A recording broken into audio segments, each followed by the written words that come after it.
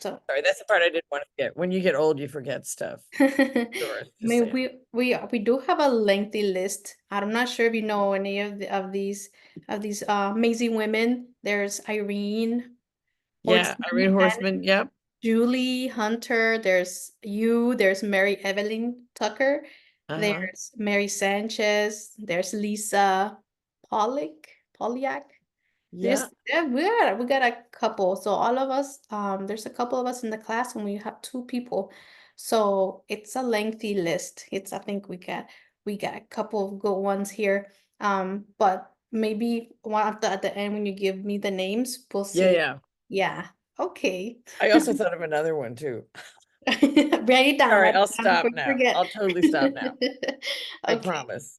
Well, so before we start with the questions, I'm gonna give a little introduction, a small introduction of myself. I'm Doris Avila. I'm interviewing you, Dr. Peggy OBrien, on Thursday, April 11, 2024 at 5:13 p.m. All right, so All right. we get started.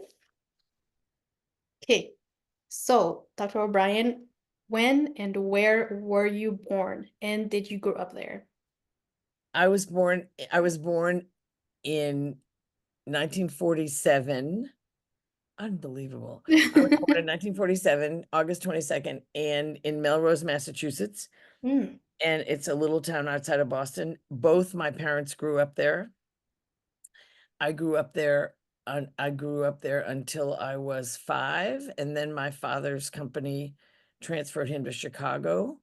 So I lived in Chicago for maybe 6 years, Hmm. and then he got transferred back, and so we moved back. And I lived in then the rest of my time at home in Winchester, Massachusetts, which is a town right next to Melrose, and they're suburbs of Boston. Oh, okay. What do you remember about home you were raised in? I remember. I think about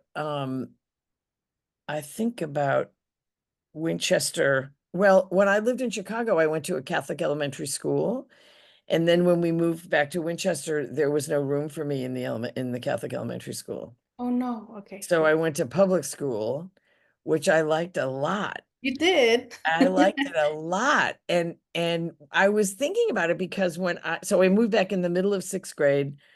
In 7th grade, I went to the junior high where you changed classes. You had different teachers and different classes. Hmm.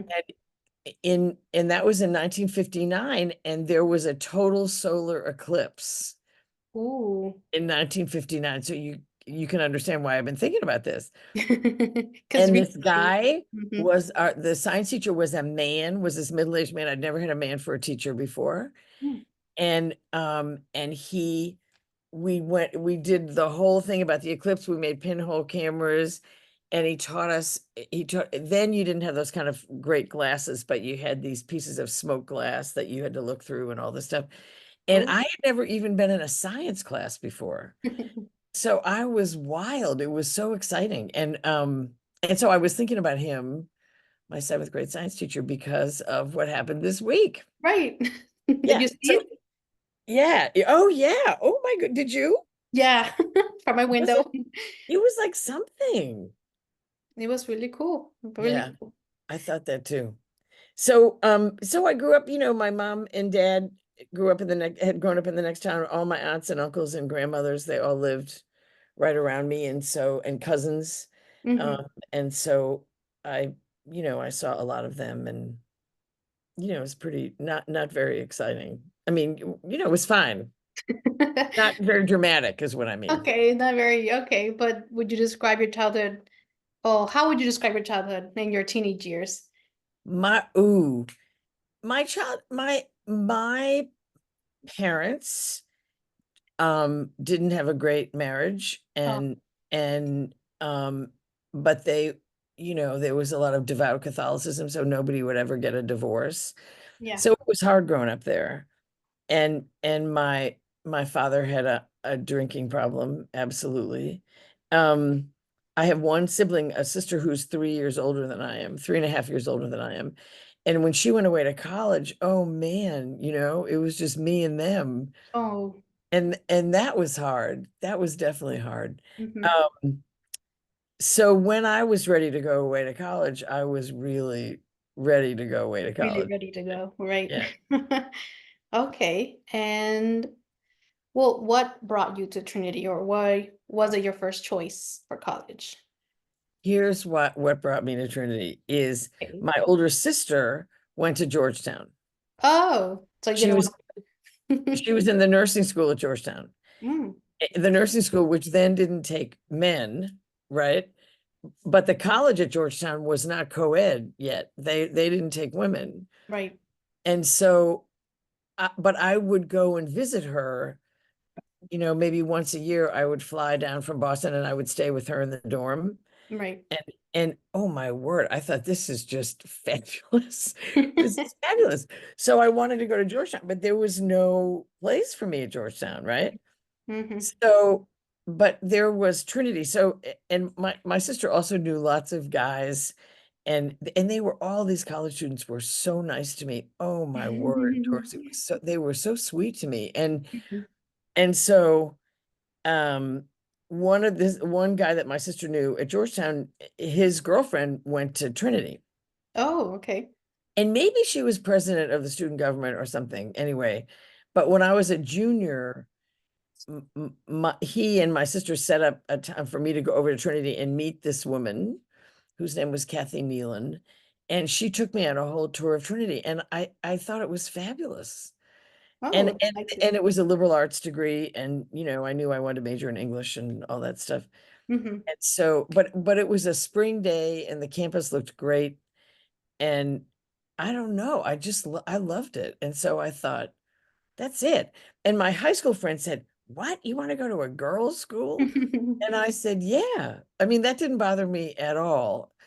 And I applied to a bunch of other colleges, not like people do now, they apply to a million colleges, but I, Yeah, I that's true. applied to a few others. And actually, I think all of them were girls' schools too, or most of Oh, them. Um, but Trinity was totally my first choice. And they gave me a little scholarship, and that was like a big thing too. So I was really yeah. glad. Yeah, they do help a lot Yeah, financially. yeah, yeah. All of their students, they give a lot of money. So that's very nice of them. Yeah. Was that typically well, how was that then back in your time when you started applying, that a lot of colleges didn't accept women yet? Oh yeah. So okay, so I have a daughter and who's all grown up and has a daughter and but when she was looking at colleges, Beth O'Brien said to me, "Mom, you mean that when you were applying to college that there were colleges that you couldn't go to because you were a girl?" And I said, "Oh yeah, like the best ones we Mm-hmm. couldn't go to because we were girls." And she said, "That can't be right." I said, "Excuse me, that was right." Mm-hmm. So, and except that then it was just like that's how it was, right? Yeah. So, and Brown University, there was Pembroke College, that was like the women's part of Brown, but it wasn't quite as good. Mm-hmm. Or Radcliffe was the women's part of Harvard, but it wasn't quite as good. I mean, not that I would have been getting into Harvard, but Okay. yeah, but when we were in that position, it was like, well, yeah, that we didn't really think there was anything wrong with it. Only later we thought, oh Yeah. my Why goodness, not? Right. I know, crazy, crazy, crazy. So yeah, at the time it just seemed like that's how The things were. norm, right? Yeah. Okay. Well, when were you the first person in your family? Well, you did answer this. Your sister was the first person to attend college. My mother, Oh, your mother, yes. my Okay. mother. So the story of my mother is that she grew up in this little town in Massachusetts and she had four sisters Hmm. and her mom and dad, and they did not have much money. So those sisters would come home from school every day and wash their clothes and iron them and wear the same clothes to school the next day. Wow. And my aunts were either when they graduated from high school, one of them went to normal school, which is where you went when you wanted to be a teacher. This was Oh. in the late 20s, maybe Hmm. early 1930s. you went to normal school. Or if you wanted to be a secretary, you went to secretarial school. But Oh. yeah, yeah, really. Um, but my mother wanted a college degree. And my mother died when I was 26, and Oh, I I wa- I realized after that I wanted to ask her a lot of questions about oh, like why, yeah.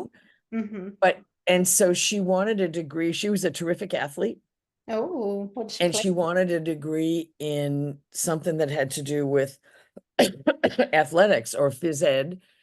And there was one college in the country who gave that degree, and it was UCLA, and Oh, all the way across the country in California. yeah. And so my grandfather said, I have an aunt who lives in California, in Los Angeles. Sorry. And you could live with her Mm-hmm. if you went to UCLA, but you couldn't come home for 2 years because it's too far. Yeah. It's too far. Mm-hmm. So my mother, when she was 17, got on a train all by herself in Boston, Massachusetts, and went all the way across the country. That's scary. It was amazing because Yes. that's how badly she wanted a college degree. Wow, there you So go. she was the first, Mm-hmm. and my dad didn't finish college because he um, supported his family through the depression and all that stuff. Yeah. Then my dad, and then my sister, and then me. Yeah. Yeah. Okay. And then what year did you start to attend Trinity and how was your experience at Trinity? I started in the fall of 1965, and I graduated in the spring of 1969. Okay. And we were the biggest class that had ever graduated from Trinity. Wow. Then we're not anymore, but we were then. Mm-hmm. Um, I love Trinity. I loved it. I loved it. That's great. I feel like, because my growing up was kind of wacky at home, I feel like I learned a lot about love at Trinity. Oh, that's I good. learned a lot about, nobody, we had a lot of nuns for teachers then. Mm-hmm. Um, and I don't know, nobody ever thought that there was anything we couldn't do. I mean, nobody ever, and we thought, most of us thought that we would serve in some way, right? Mm-hmm. And but then then women were secretaries or nurses or teachers, or they got married right out of school. Yeah. And there was one girl in my class who applied to law school, and who was going to law school, and two girls who went to med school. Oh, And wow. and that was like a lot, Yeah. Oh, that was a lot. because those opportunities weren't open to girls. I mean, girls couldn't get in, and we also probably didn't even think we were, that we wanted to, because we just thought it wasn't available and stuff. Mm-hmm. That's right. But I learned a lot, man. I learned a lot from the nuns, and I learned a lot from my colleagues, and I still have some really, really good friends who I went to school with, who I still see all the time, Oh, that's so great. who are like my sisters. Yeah. Oh, that's good. And but did you see any well, how were the race relations at Trinity when you were a student? So this is the thing. So I didn't even understand this part of this until I was way out of school. Mm-hmm. So in our class, there were 10 Black girls who came from Cardoza High School. Are Oh, you from DC, Doris? I am from DC. I went to Banneker, which is literally a Oh, yeah, yeah, yeah. super close to Cardozo. Yeah, exactly. Yeah. I taught at Eastern, and I taught at Roosevelt for a chunk of time Oh, when I got out okay. of school. Yeah. So so there were 10 girls who went to Cardoza, and they came to Trinity, and they all came together, and it was the girls who did this know what the deal was, but they were all day hops. They didn't live on, nobody lived on campus. Okay. We had a bunch of Latina girls. They all came from Puerto Rico. Yeah. They all had they were from rich families, right? Mm-hmm. Um, but the girls who came from Cardozo, like we knew, I mean, there were some, I didn't know them very well because they weren't in my classes. And the other thing is the town that I grew up in, very white. I mean, entirely white, right? And Mhm. Boston and Boston Irish, not great. Not a lot of great attitudes about race there in Right. general. Mhm. And so I never even talked much. Well, I didn't come across those girls, but I also felt like I had no idea how to talk to a Black person Mhm. and that I was going to get it wrong. Mhm. Um, but one of the reasons you should talk to them is because at our 50th reunion, oh my God, we had this long conversation about this because they talked about Era Johnson said, we could do the work. Why did people think we couldn't do the work? We could totally do the work. But they talked about how what certain women in our class, the kind of stuff they said to them. Mhm. It was awful. It was Mhm. awful. And nobody at Trinity knew that there should be some kind of conversation about this, or people should get to introduce themselves or something, right? Mhm. And so it was really, really hard for them. And we, some of us could have been pretty helpful to them, but like, I didn't know any better. I didn't know any different. I didn't know any better. Mhm. So it wasn't great. Right. Julie Hunter Galdo, though, who's on your list, she can tell you a lot about that. Okay. Hope Yeah. to hear it from my other classmates because they're interviewing them too. Oh, good. Oh, good. Yeah. Yeah. Yeah. And okay, well, I did expect to hear, those types of experiences from them too. And but I think I've heard, I don't know if you know Sister Mary. She's she did mention that they started off with one Black student. So the fact that there was 10, it was, so you're already advancing in that area. Was that Sister Mary Hayes? Yes. Really old. Yeah, she's still there. She's still kicking. She's unbelievable. She's Sister Mary unbelievable. Hayes, when I was a junior, so that was in 1967, Yeah. Sister Mary Hayes taught the first Black history course Yeah, in she did. any college in DC except for Howard. Wow. And any, okay. She did mention that, but not an like any. Wow. Okay. But Yeah. the name was different. She did tell us what the name was before, and then it was Oh, right. Yeah, African American. I don't know what it was that called. was a second name, but the first name uses the N-word, the derogatory term. Oh, Negro, probably. Yeah. Yeah. Oh, and that was different than the other N word, but Negro was the word that people use, that was the polite word Right. that everybody Yeah. used. Yeah. Oh my And then it God. was changed Yeah. to African American. And I think she had a lot of backlash from a lot of the students that because she wasn't African American, she shouldn't have taught that. But that is for another conversation. That But yeah, is. I did hear that. Though when I was there, it was just great that somebody taught it, Yeah, right? that's true. And there weren't the number of great, fabulous Black and brown girls on campus or on the faculty that there are now. Hmm. And so I just felt really, she taught a course in Black history, and she also taught a course in Black literature. It was great. I took them both. Oh, you And did. I was not a great student, but I was really interested in that stuff. Yeah. Um, and then later, when things evolved, oh yeah, people said, look, there were a Black person ought to be teaching this, and they were completely right, right? Yeah. Oh my goodness, yeah. Anyway, Yeah, but that's well, yeah. I'm glad to know that you still remember Sister Mary. Uh, yeah. yeah.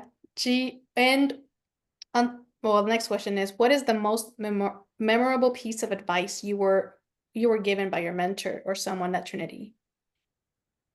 Oh wow, Doris. I'm trying to think of who my mentor was.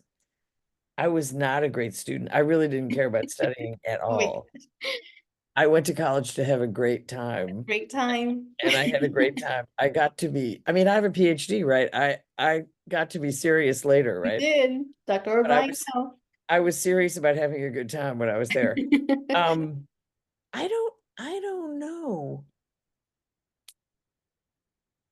I don't, I feel like, do you know about Sister Ann Kendrick? Do you know Ann Kendrick? Do you know about her? Mm. Okay. She, I don't know if she was exactly a mentor, but she actually, you should know about her too. But anyway, that's a different thing. She was a senior when we were freshmen, Okay. and she was a president of the senior class. And because there were so many freshmen, it used to be that all the freshmen lived in one dorm, but because there were so many freshmen, they divided us up into all the dorms. And so some of us freshmen lived in the dorm where most of the seniors lived, which Hmm. was Kirby, which was then the new dorm. How about Oh. that? How about that for like ancient, history? So I and a lot of people in my class wanted to be like her. She Aw. was she was great. She first of all those seniors were lovely to us. They were so nice to us. We were like these baby things. We didn't know Aw. anything. But she had been um the summer of her sophomore and junior year, she had spent in Honduras and had gone with a bunch of students. And there was a nun who brought kids to Honduras. I forget who it was, but now all that Seton Canine, that now there's like a Seton Canine fellowship now at Trinity, I think, Mhm. about that stuff. But she was fluent in Spanish. She was from upstate New York, but she became fluent in Spanish, and she was very like service minded. Mhm. She was also really funny and really warm, and she was just wonderful. And I thought, oh man, I want to be like that. She also had this really hot boyfriend. She had this Okay. totally she taught this totally hot boyfriend, and I thought this is great because I had nothing like a hot boyfriend. And when she was graduating, she told everybody that she was going to the convent, and she was going to be a sister of Notre Dame. Oh, wow. And people were like, "What?" And so she gave her boyfriend to her roommate. What? So that didn't Okay. last, but Oh. she said to her roommate, "You need to like take care of this guy." And she became a nun, and she's still a nun. She's now in her Hmm. early 80s. And um, I don't know, 60 years ago or 55 years ago, she and three other sisters of Notre Dame moved to Apopka, Florida, and they have been ministering to the immigrant community there and the farming community there ever since. Mhm. So again, like a life of service, Yeah. teaching other people how to lead a really good life of service. They helped they wanted to empower the people that they were serving. They didn't just want to do everything, because that doesn't empower anybody. Right. So they helped these folks start a bank. They helped them start a credit union for kids. They Oh. now have this whole big place called the Hope Community Center, but unity is in capital letters. It's the Hope Community in Apopka, Florida. It's amazing. And it was Anne and three other nuns. Wow. So she didn't really give anybody advice, but you could just see Mhm. that was the way to live your life. Not to be a nun, though I did think about that, but not to be a nun, but just to serve people. Mhm. Um, that was really powerful. Mhm. Yeah, it's a great example. Yeah. Someone to look up to. Um, I do have a couple more questions to go, Yeah. but I will only do two more because we are running out of time, and Okay. because I don't have the upgraded version of Zoom, we're only gonna get 40 minutes, but I don't want it to cut us off in the middle of a question or an answer. So I'm just letting you know. Just I letting have you the know. upgraded version of Zoom. Do you want that or no? I do have another responsibility by Great. 5:45. Go ahead. All good. Yeah. Yep.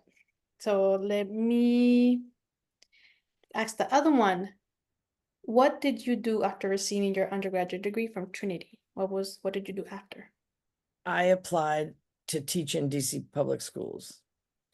I applied to something called the Urban Teacher Corps, which was a great way to learn how to teach. Right. And I never wanted to be a teacher because that's one of the only things that women could do. Yeah. Except I was in school in Washington in 67 and 68 and 69 when civil rights movement, anti-war movement, all of that was happening. And I thought that the power, helping people get connected to the power of their own brains was probably a really, really valuable kind of social activism. Right. So that's why I became a teacher. So I was in the Urban Teacher Corps. I taught at Roosevelt. I taught at Eastern for a long time. And ever since then, I've been in education in one way or other. Wow. Okay. And my kids went to DC schools, and I don't know. I think education is incredibly, incredibly powerful. Yes. And I also then, Pat McGuire asked me to join the board at Trinity, and so I was Yeah. on the board for a I chunk of did see time. that. Right. Yeah, and yeah, and our class, when we had our 50th reunion, we worked hard to raise a bunch of money so we could establish a fund to loan you guys money if you needed it for, like, not tuition, but like babysitting money or groceries or whatever, so you could finish. Wow. Yeah. So I am so proud of Trinity is so different now than it was then, and I am so proud of what Trinity is now. Yeah, it has grew a lot. A much more important school doing much more important work. I mean, the nuns who started Trinity, which I didn't know anything about until I got on the board, I didn't care a thing about that. But they started Trinity because they wanted a place where the daughters of immigrants could get a college degree. And the Vatican had just announced that Catholic University was going to be built, and it was all men, of course. And these nuns had no money, they had no land, Oh they had yeah. no nothing, Mm-hmm. but they were like, okay. And now Trinity is so much closer to its mission. It I mean, is. then the daughters of immigrants looked like me and had names like mine, but now they look like you. You described me right now. I'm daughter of an immigrant. Absolutely. And I don't know, that's what we should be doing. So it makes me, and it makes a lot of old ladies in my class totally proud of what Trinity's doing and the fact that you guys are there. All of you, all the different parts of you are there taking advantage of that also makes us really happy. Well, we couldn't be here without people like you helping and providing that support. So thank you. Ah, We'll continue to, make Trinity a better place, a place that everyone could be proud of. yeah. I guess that will also go hand in hand with the last question of what is one vital piece of advice you would give to current and future Trinity students?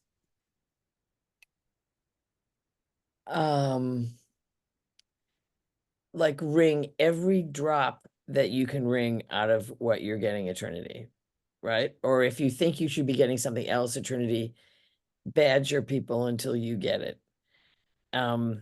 Because you are the future, Doris. No, you guys are the future, and Trinity needs to serve that.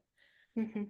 Um, and the other thing I love about Trinity is that it's still all women, that the undergrads are still all women. I just love that. And you are a strong bunch. So keep at it, take risks, keep going, keep keep on for what you want and what you need, whether Mhm. that's Trinity or some other place, because we need you. The generations behind you need you to be that strong, because you're the future of all of us, and we're grateful for that. No pressure there. Just kidding. Yeah. Right. Come on, Doris. Yeah, we got it. We're tough. And that's true. A lot of all women schools are not doing that anymore, but Trinity stays as a women's school. But I'm not sure if you know, there is like a program of some sort, and it's also dual enrollment from high school students to go Yeah, to Trinity. the And there's kids from KIP. male students. Yeah. Yeah, yeah, yeah.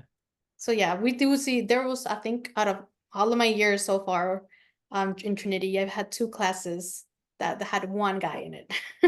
Yeah, they're not going to overwhelm for Not sure. at all. Yeah. Yeah. When I was on the board, every year there was a vote about whether the undergraduate program should stay in women's college.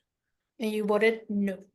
I mean, to No, stay. yes, yes, You should voted say, yes to stay it, to stay. because a lot of Catholic colleges and women's colleges were then joining with men's colleges, and we were like, no, we can't do Yeah. that.